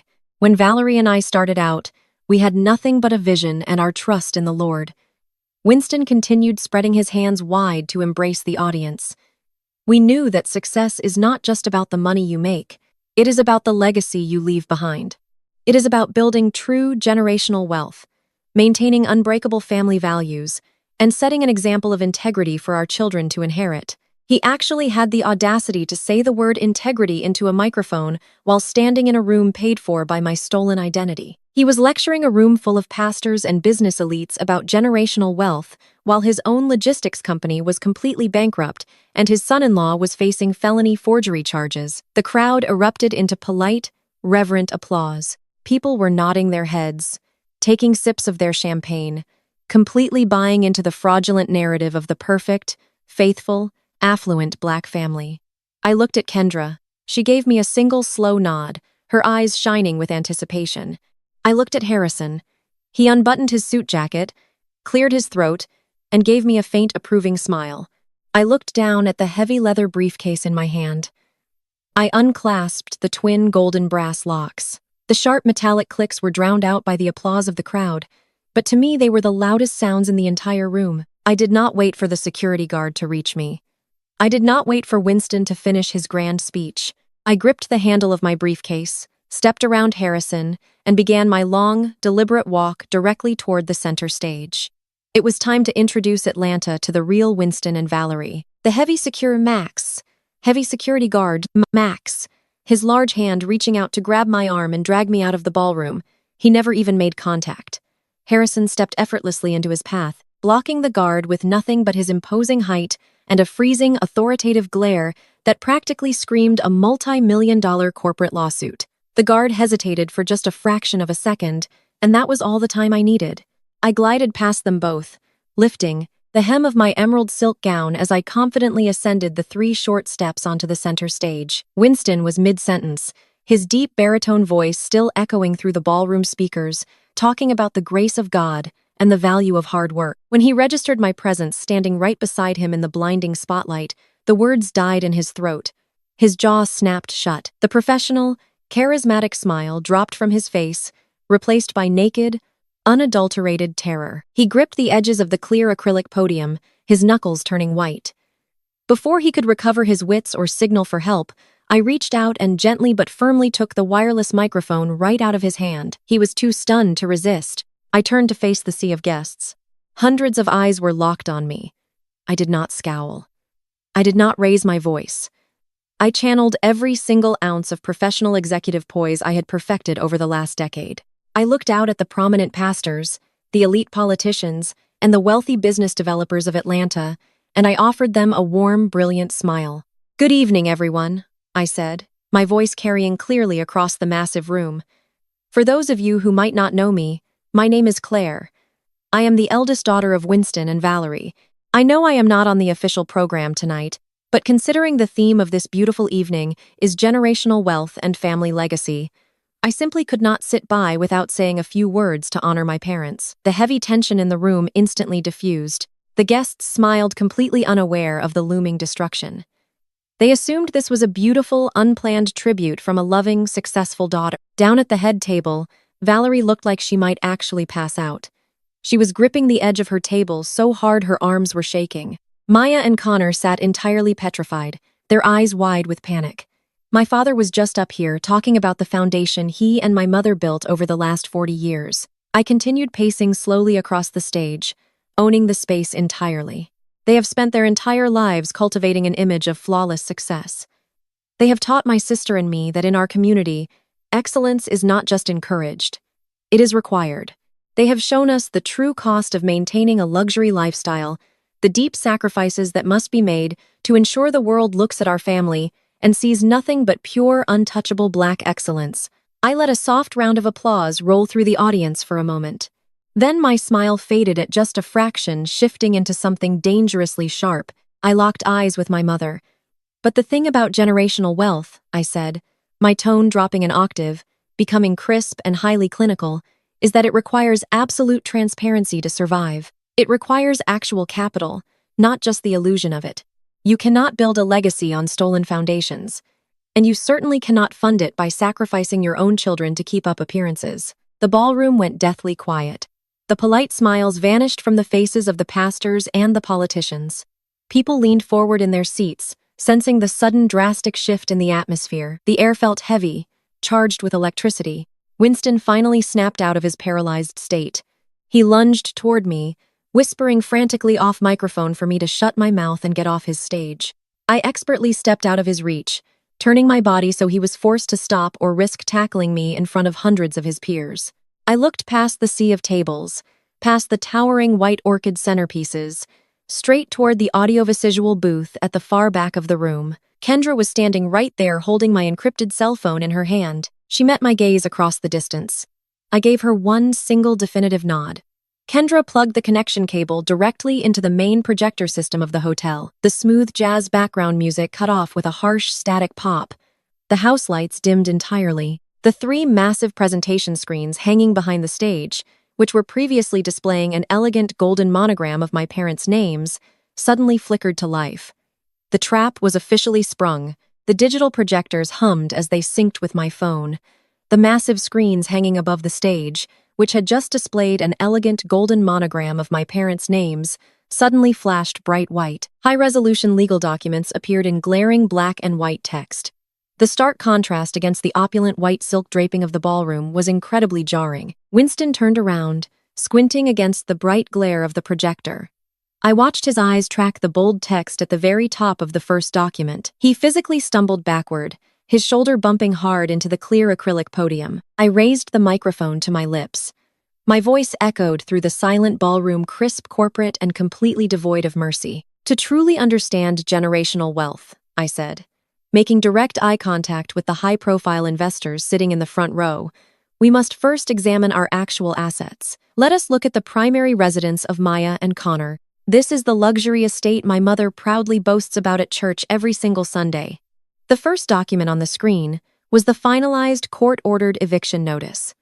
The official seal of the county judge was stamped clearly in the bottom corner for everyone to see. I narrated the document for the captive audience. I explained that Connor had defaulted on his heavily leveraged mortgage 2 years ago. I detailed how I used my private limited liability company to purchase their debt at a public auction to save them from immediate homelessness. I let the crowd read the final line of the court order stating that Maya and Connor had exactly 0 legal rights to the property. I announced that they were officially scheduled to be forcefully locked out by the county sheriff at midnight tonight. A collective audible gasp rippled through the ballroom. I looked down at the head table. Maya had her hands clamped over her mouth, heavy tears ruining her expensive makeup. Connor was staring down at his plate, his face entirely paralyzed with shame. But true wealth is about more than just residential real estate. I continued, my voice steady and unyielding. It is about business acumen. It is about the powerful corporate legacy of my father. I signaled Kendra at the back of the room. She tapped the screen of my phone. The massive projectors flashed, transitioning instantly to the second set of documents. These were the active Chapter 11 bankruptcy filings for the logistics company owned by Winston. The pages detailed massive catastrophic debt, hundreds of unpaid vendor invoices, and severe default notices from 3 major financial institutions. Winston grabbed my arm, his fingers digging painfully into my skin. He was trembling violently. "Claire, stop this right now," he hissed off microphone, his voice cracking with panic. "You are destroying everything we built." I easily pulled my arm away from his grasp. "You destroyed yourself, Winston. I am simply giving your investors their quarterly update." I looked down at the wealthy men sitting at the VIP tables in the front row. These were the prominent businessmen Winston had invited specifically to secure future funding for his failing company. They looked absolutely horrified. One of them actually pulled out his cell phone right there at the table, frantically texting his legal team to pull whatever capital they had tied up in my father's U.S. fraudulent enterprise. The murmurs in the crowd grew louder, transforming rapidly into a chaotic buzz of shock and outrage. The elite status-obsessed society of Atlanta was watching their most prized members get slaughtered in real time. Valerie stood up from the head. She was shaking with a rage so profound she could barely keep her balance. She pointed at me, her voice cutting sharply through the noise of the crowded ballroom. "She is lying," Valerie screamed. "This is a fabricated attack by a jealous, bitter woman. She is trying to humiliate us because she is a miserable failure. Do not look at those screens." I looked down at my mother. The sheer delusion required to maintain her lies in the face of absolute projected proof was staggering. She was clinging to her fake social status like a drowning woman clutching a piece of driftwood. "I have one final asset to share," I said into the microphone, my tone dropping to a chilling calm. "It highlights the profound faith and family values my mother just spoke of so highly." Kendra clicked the final slide. the screens filled with official police reports from the fraud division of the district attorney office. The badge of the local police department was visible on the header. I read the criminal charges out loud so the people sitting in the very back of the room could hear them perfectly.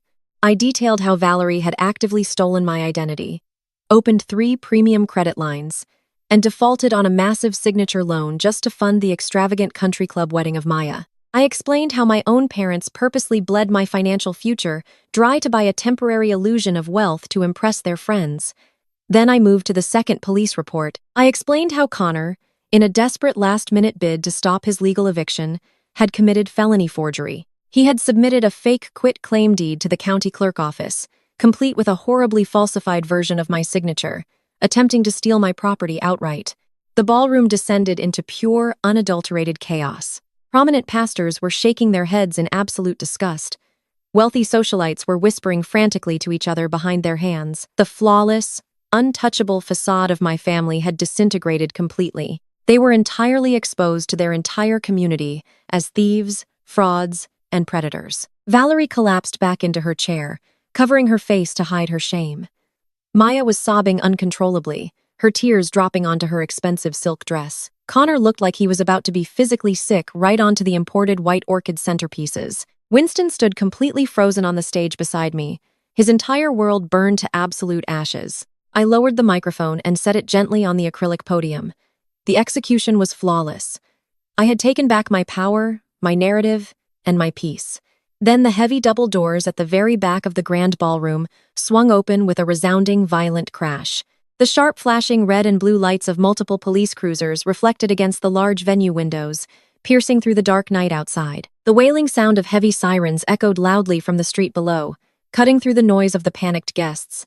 6 uniformed police officers and 2 plain fraud detectives strode directly into the opulent ballroom. They did not pause to admire the white silk drapery or the towering champagne fountain. They walked with absolute uncompromising purpose down the center aisle, marching straight past the horrified guests and making a direct, unavoidable beeline straight for Connor. The lead fraud detective did not lower his voice to preserve the dignity of the event. He stopped right in front of the head table and stated loud and clear that Connor was being placed under immediate arrest for felony forgery and real estate fraud. Connor stood up from his chair, his hands raised in front of him. He immediately tried to use the one thing that had always protected him in the past. He straightened his posture, puffed out his chest, and tried to leverage his white privilege to talk his way out of a federal crime in a room full of affluent black professionals. He put on his best, most patronizing corporate voice. He told the detectives that there had simply been a minor clerical error with a property transfer. High told them he knew the district attorney personally, and that putting a prominent business owner in handcuffs at a private family gala was a massive overreaction. The detectives did not care about his supposed connections. They did not care about his tailored blazer or his arrogant tone. One of the officers grabbed his arm, spun him around forcefully, and clamped the heavy metal handcuffs around his wrists, right next to a towering display of imported shrimp and caviar. The sharp metallic click of the handcuffs locking into place echoed perfectly over the stunned silence of the ballroom. Maya completely lost her mind. The illusion of her flawless, wealthy life was being shattered in real time, and she could not handle the reality of it. She threw herself toward the officers, grabbing frantically at their dark uniforms. She screamed hysterically that her husband was an innocent tech visionary, that I had set them up, and that they were making a terrible mistake. One of the unformed officers pointed a stern finger at her and warned her to step back immediately, or she would be arrested for interfering with an active police investigation. Maya collapsed onto the polished marble floor, her expensive silk gown pulled around her as she sobbed uncontrollably, smearing her flawless makeup across her face. I looked out into the crowd and saw several of her elite church friends pulling out their cell phones, quietly recording her public meltdown to share in their group chats. Later, Winston finally found his footing and stepped down from the center stage. His face was slick with a heavy, panicked sweat. He completely bypassed his sobbing daughter and his arrested son-in-law. He walked straight toward the VIP tables in the front row, desperate to salvage his only remaining financial lifeline. He approached the 3 primary investors he had spent months aggressively courting. He held out his hands, offering a shaky, desperate smile. He promised them that the bankruptcy documents glowing on the projector screens above were just a minor restructuring issue, and that his logistics company was perfectly sound. The investors were not fools. They were seasoned, ruthless businessmen who recognized a sinking ship the second it started taking on water. The senior investor stood up from the table and slowly buttoned his suit jacket. He looked at my father with a level of absolute disgust that made my chest swell with validation. He told Winston that he was a manipulative con artist. He stated clearly in front of the surrounding tables that every single dollar of capital they had previously committed was officially withdrawn effective immediately. He promised my father that by Monday morning, nobody in the entire Atlanta business sector would ever take a phone call from him again. Winston was left standing entirely alone in the center of the ballroom, his hands grasping at empty air, watching his entire corporate legacy evaporate into dust. Across the room, Valerie was attempting her own desperate, frantic damage control. She rushed toward the cluster of tables occupied by the senior pastors and the elite women of our mega church. These were the women she had spent decades gossiping with the women. She constantly tried to outshine with her luxury cars, her expensive hats, and her performative charity donations. She reached out to grab the hand of the head pastor, U.S. wife, real tears streaming down her face. She tried to play the ultimate helpless victim. She claimed that I was experiencing a severe mental breakdown. She told the church women that I was filled with a toxic, demonic jealousy, that I had fabricated the identity theft out of pure spite, and that the police had made a terrible mistake. But high society operates on a very strict set of unspoken rules. You can be cruel, you can be arrogant, and you can be a terrible mother, but you absolutely cannot be publicly exposed as a financial fraud. The pastor's wife pulled her hand away from Valerie as if my mother was carrying a highly contagious disease. She gave Valerie a cold, pitying look that stripped away every ounce of my mother-us remaining dignity.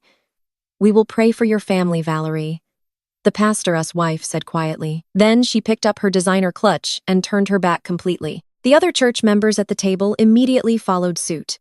One by one, they stood up, gathered their belongings, and walked away. They created a wide, obvious circle of isolation around my mother. Her social exile was immediate, absolute, and completely brutal. She was left standing by herself in her glittering silver gown, entirely abandoned by the community she had sacrificed my financial future to impress. I stood on the stage and watched their fake empire burn to the ground. I did not feel the need to walk over and gloat. I did not need to scream or point fingers or twist the knife any further. They had built a fragile house of cards out of lies and stolen money, and I had simply opened the window and let the wind blow through. I stepped down from the stage, the heavy emerald silk of my gown gliding smoothly over the stairs. Harrison and Kendra were waiting for me, exactly where I had left them. Kendra had a fierce, deeply satisfied smile on her face. Harrison offered his arm to me with a look of profound professional respect. I took his arm, holding my heavy leather briefcase firmly in my other hand. We did not look back at the wreckage. We walked straight down the center aisle of the ballroom, parting the crowd of stunned, silent guests with our presence. We walked out the heavy mahogany doors, leaving the flashing police lights, the screaming sister, and the burning bridge completely behind us. The dust had finally settled over the city of Atlanta. 2 weeks had passed since the spectacular public destruction of the fake empire my family had built. Alpha Docklings, I was sitting at the massive marble island in my high-security luxury penthouse, holding a warm cup of imported dark roast coffee. The floor-to-ceiling windows offered a completely unobstructed, breathtaking view of the downtown skyline bathed in the soft golden light of Sunday morning. My peace was absolute and entirely uninterrupted. My career was not just intact, it was booming. The corporate board at my wealth management firm had been so horrified by the false allegations and so deeply impressed by my ruthless, calculated handling of the situation that they fast-tracked my promotion.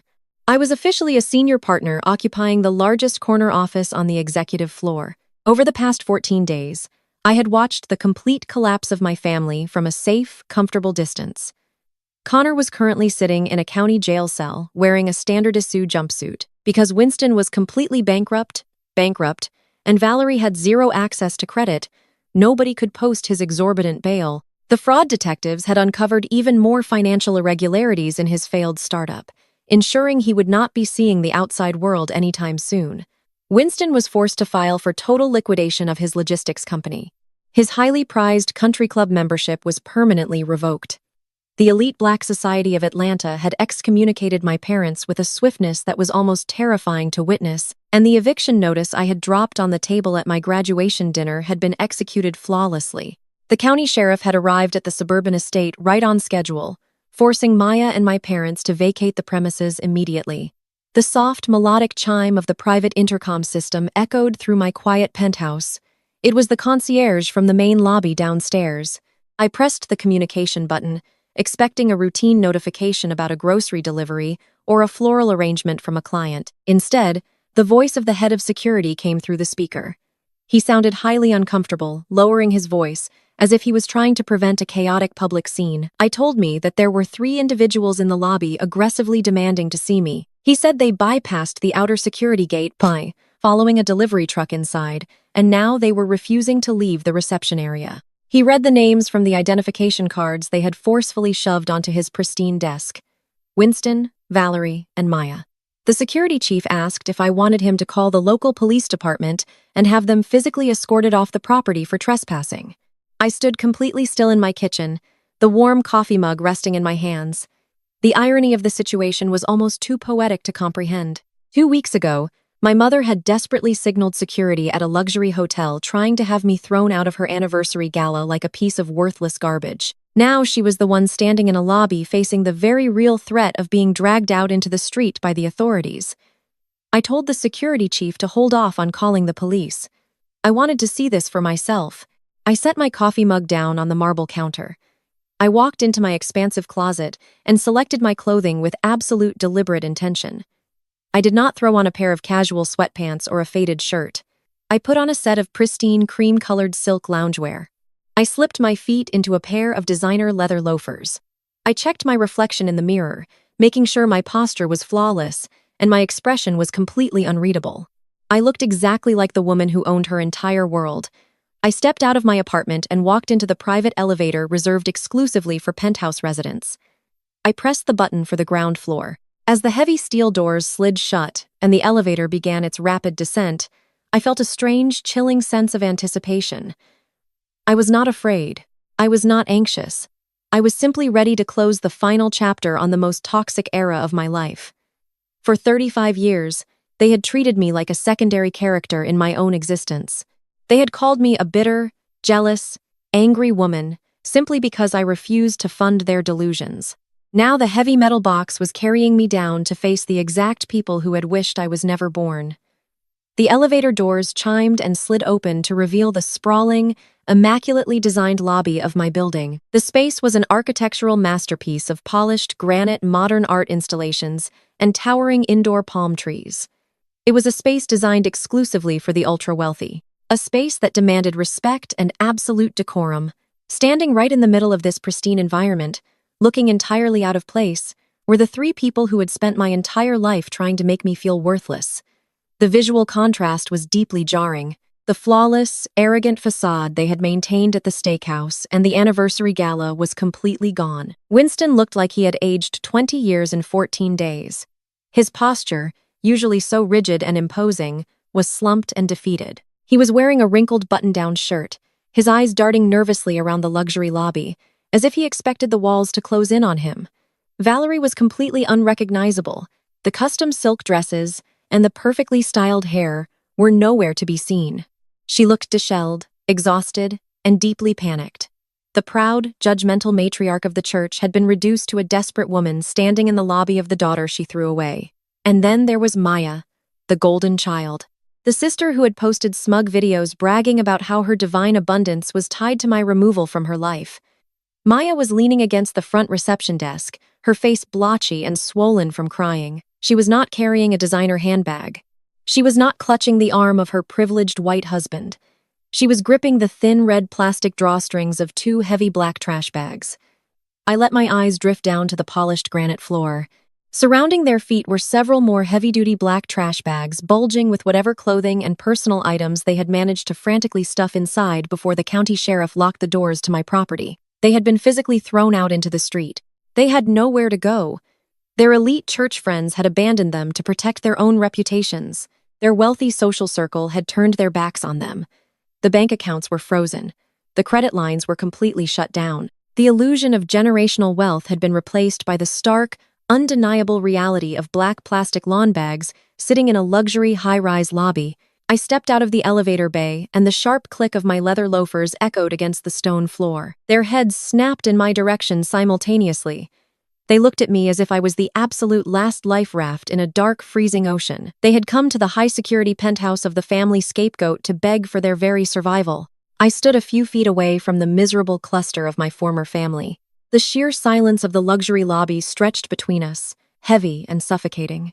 Winston was the first to break it. The man who had spent decades commanding church pulpit and corporate boardrooms with his booming, authoritative voice was suddenly speaking in a fragile, trembling whisper. He took a hesitant step toward me, his hands clasped together in a posture of total, humiliating surrender.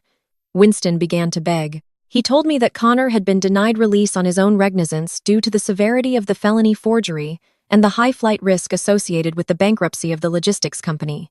His bail was set outrageously high and without an immediate cash infusion. His golden son-in-law was going to be transferred to the county lockup indefinitely. Furthermore, he explained that the midnight eviction had left them completely displaced. The banks had frozen their remaining assets pending the massive fraud investigations. They needed capital for a security deposit on a short-term rental. He looked me dead in the eye, his pride completely shattered, and asked for a loan of $85,000. He tried to play the ultimate trump card. He invoked the sacred sanctity of family. He told me that blood is thicker than water. He pleaded that no matter what harsh words had been exchanged in the heat of the moment, we were still flesh and blood, and family takes care of family in times of desperate crisis. Valerie chimed in, dropping to her knees right there on the polished granite floor of the lobby. Real heavy tears poured down her face, ruining what little makeup she had managed to apply. She looked absolutely pathetic. She begged for my forgiveness, her voice cracking as she grasped at the air in front of her. She claimed the immense stress of the failing business had clouded her judgment. She swore they would change their ways. She promised that they would go to family counseling, that they would finally treat me with the absolute respect I deserved if I would just help them survive this terrible dark season. I listened to their desperate pleas with an absolutely steady, unbothered heartbeat. I did not feel a single ounce of sympathy. I looked at Valerie sobbing on the floor and Winston trembling before me, and I felt nothing but a profound, icy peace. I told them that their sudden revelation about the importance of family unity was about 35 years too late. I asked Winston where this deep, unwavering loyalty to his blood was when he called my managing director to actively destroy my corporate career with fabricated allegations. I asked Valerie where her maternal compassion was when she stole my social security number to throw a $150,000 party for Maya. I took a slow, deliberate step forward, forcing them to look up at me. I took them right back to the steakhouse. I painted the picture of that graduation dinner with brutal, unforgiving clarity. I reminded Valerie of how proudly she sat at the head of that table, sipping expensive wine that I was supposed to pay for, while she looked me directly in the eyes and announced that she wished I was never born. "You told me I was a heavy burden," I said, my voice echoing coldly off the marble walls. "You told me I contributed absolutely nothing to your perfect elite image. You threw me away to protect the fragile ego of a man who is currently sitting in a holding cell for forging my name. You spent my entire life using me as a stepping stone to elevate yourselves, and now you want me to fund your rescue operation." Maya let out a loud, pathetic sob, dropping one of her heavy black trash bags onto the floor. She begged me to have mercy, crying that her entire life was ruined, that her friends had blocked her number, and that she had absolutely nowhere to sleep tonight. I looked at my younger sister, the golden child who had spent her entire existence thriving on my marginalization. I told her that she built her luxurious life on a foundation of stolen money and toxic entitlement, and gravity was simply collecting its inevitable debt. Winston reached out his hand, his voice cracking as he begged one last time. He promised to pay back every single cent of the $85,000 with interest. He swore on his life that he would make things right. I reached into my designer handbag. I did not pull out my checkbook. I did not pull out my heavy corporate card. I reached into my leather wallet and withdrew exactly 2 crisp $100 bills. It was the exact same denomination I used to pay for my steak dinner before I walked out of their lives for good. I stepped forward and dropped the 2 bills onto the sleek glass surface of the lobby reception table. The crisp paper fluttered gently before coming to a rest right in front of Maya. Here I said, my voice completely flat and devoid of any warmth for a motel. Winston stared at the $200 as if I had just slapped him across the face with a brick. Valerie gasped, her hand flying to her mouth in absolute visceral horror. The sheer insult of the gesture hit them harder than the eviction ever could. I was treating them exactly the way they had always treated me, tossing them a few useless scraps and expecting them to be grateful. Before either of them could utter another word of protest or begin screaming in the lobby, I raised my hand and gave a subtle, prearranged signal toward the plush seating area of the lobby lounge. Harrison stepped out from behind a towering decorative palm tree. He was dressed in his signature immaculate gray suit, carrying a thick stack of legal envelopes. He did not smile. He simply walked over with the terrifying presence of a seasoned corporate predator and handed one envelope to Winston, one to Valerie, and one to Maya. I informed my stunned, weeping family that those envelopes contained permanent, legally binding, non-cont orders approved by a county judge this very morning.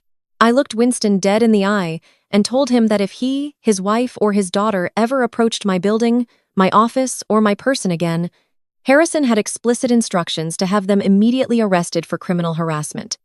Winston stared down at the thick legal document resting in his trembling hands.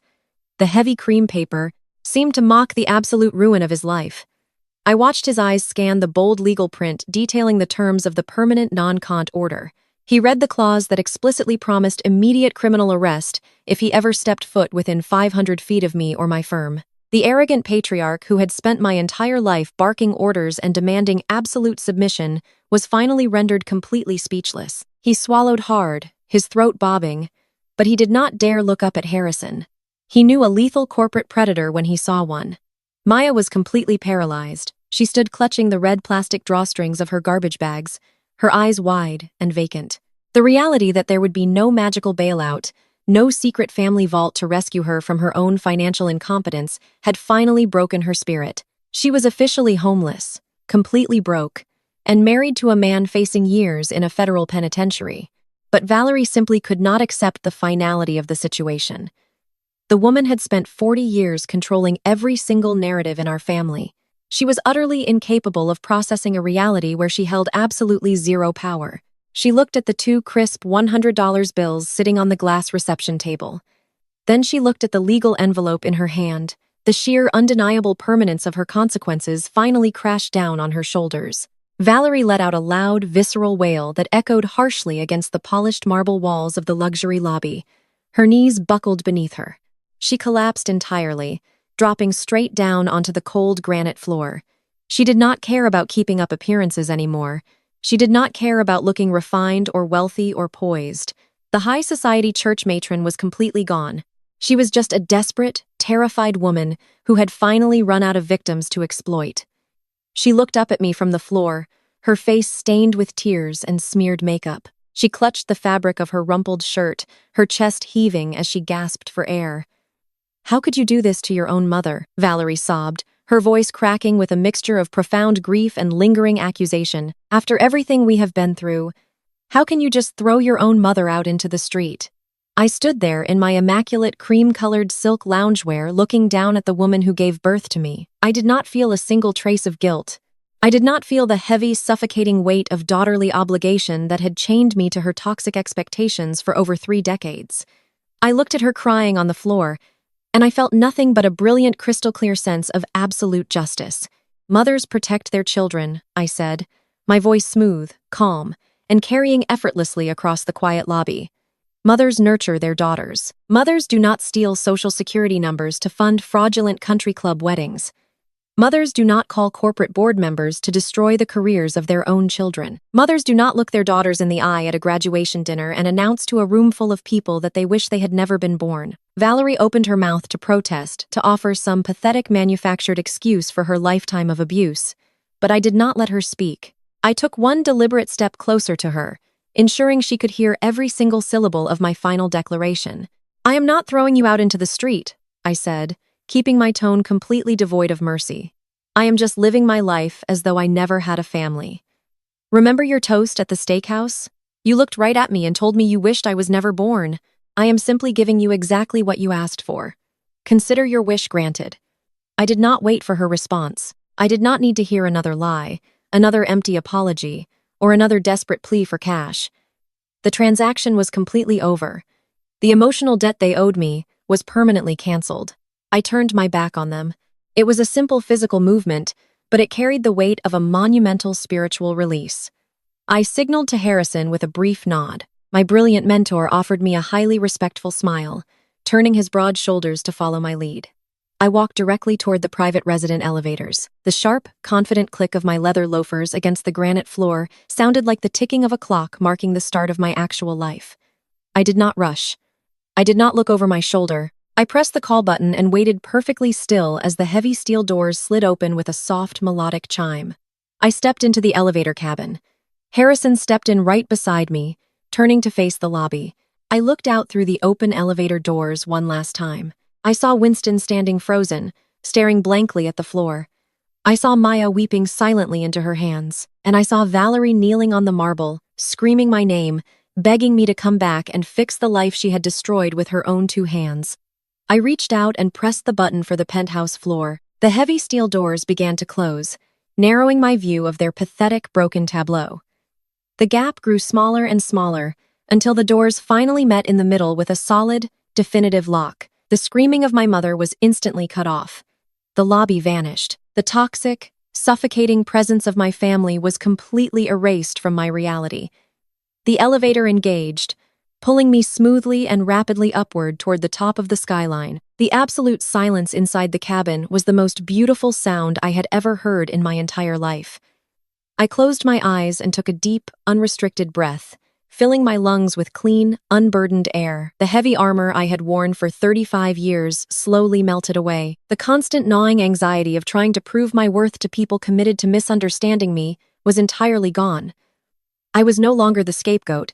I was no longer the family disappointment. I was the architect of my own empire, and the sense of liberation washing over my soul was absolutely absolute. Exactly 1 year has passed since I walked out of that high-security hotel lobby and left my former family sitting on the cold granite floor, surrounded by black plastic trash bags. The universe has a remarkably efficient and beautiful way of balancing the scales when you finally stop standing in the way of consequence. I did not have to lift another finger to finalize their absolute ruin. I simply returned to my peaceful life and watched the inevitable dominoes fall from a safe, elevated distance. Connor learned very quickly that his charming, privileged persona held absolutely zero weight in a federal courtroom. When the district attorney presented the mountain of undeniable digital evidence proving his felony forgery, the illegal quitclaim deed, and his massive real estate fraud, his high-pricked defense attorney immediately advised him to take a plea deal. He is currently serving a mandatory minimum sentence in a federal penitentiary. The arrogant man who constantly lectured me about building generational wealth at a steakhouse dinner is now making less than $1 a day stamping license plates behind concrete walls. Winston watched his entire corporate legacy turn to ash within a matter of days. After the massive public exposure at the anniversary gala, his primary investors pulled every single cent of their capital overnight. His Chapter 11 bankruptcy reorganization was immediately converted into a Chapter 7 total liquidation. The elite country club he cherished so deeply permanently revoked his membership. The prominent pastors and business leaders of Atlanta entirely blacklisted him. I went from being a respected, powerful patriarch to a financial pariah, completely exiled from the high society circles he had sacrificed my future to impress. But the most profound poetic justice belongs to Valerie and Maya. Without the fraudulent credit lines, the stolen identity, and the corporate bailouts, the reality of their sheer financial incompetence set in permanently. They are currently sharing a cramped, poorly insulated 2-bedroom apartment on the extreme outskirts of the city. The women who used to spend their afternoons shopping at luxury boutiques and organizing extravagant church luncheons are now working grueling minimum wage retail shifts just to keep their electricity turned on. The golden child and the arrogant matriarch finally have to live in the exact same harsh reality they tried to force upon me. While their fraudulent empire completely disintegrated, my authentic reality flourished beyond my wildest expectations. 2 months ago, the executive board at my wealth management firm officially voted to promote me to full partner. I now permanently occupy the massive corner office with the sweeping views of the city. I did not get there through nepotism, manipulation, or stolen funds. I got there through undeniable, relentless excellence and the flawless execution of my financial expertise. The eviction process on the suburban house concluded perfectly. Once the property was completely vacated, I hired a premium staging company, listed the estate on the open market, and sold it to a lovely, hard-working young couple for a massive, clean profit. I took every single dollar of that profit and refused to hoard it. I channeled that capital into something that actually matters. I officially launched a comprehensive scholarship and professional mentorship foundation. The program is designed specifically to fund and elevate driven, brilliant, overlooked African-American women entering the financial sector. I wanted to make sure that the young women coming up behind me never have to fight the suffocating battles I fought alone. I wanted to build a genuine support system that recognizes their worth, invests in their brilliance, and ensures they never have to shrink themselves to make mediocre people feel comfortable. Tonight, I am standing on the expansive wrap-around balcony of my luxury penthouse. The warm Georgia evening air is perfectly still, and the glittering skyline of Atlanta stretches out infinitely before me. I am not standing here alone. Kendra is standing to my right, looking absolutely radiant in a sleek summer dress, laughing as she pours us another round of vintage champagne. Harrison is standing to my left, leaning against the thick glass railing with a look of profound paternal pride on his face. This is my chosen family. These are the people who value my presence, respect my boundaries, and celebrate my authentic success without a single drop of jealousy. I look out over the glowing city and take a deep, unrestricted breath. For 35 years, I carried the heavy, toxic burden of believing that I was the problem. I thought my inability to secure the love of my mother was a personal failure. But standing here now completely surrounded by peace and unbothered prosperity, I finally understand the absolute truth. I did not destroy my family. Their own profound toxicity, their endless greed, and their blinding arrogance destroyed them. They built a fragile, hollow house of cards out of stolen money and bitter lies. I did not knock it down. I simply stopped holding up the walls. I handed them a mirror and they shattered their own reflection. I protected my peace. I defined my own absolute worth. And out of the ashes of their rejection, I built a magnificent, untouchable empire that they will never, ever be allowed to enter. The greatest lesson I learned from this ordeal is that sharing DNA does not give anyone a free pass to disrespect or exploit you. For decades, I allowed my family to dim my light because I believed the lie that maintaining peace was more important than protecting my own well-being. I thought shrinking myself would eventually earn their love, but toxic people do not want you to succeed. They want you to remain small so they can feel big. Walking away from my parents and sister was the most painful decision of my life, but it was absolutely necessary. True family is not determined by bloodlines. It is built on mutual respect, genuine support, and unconditional love. The most empowering thing you can do is stop fighting for a seat at a table where you are not valued and simply build your own empire instead. Protect your peace at all costs, because authentic success is the absolute best revenge and the ultimate justice. Have you ever had to walk away from toxic family members to protect your peace and sanity? Please share your story in the comments below and hit like and subscribe for more journeys of healing today.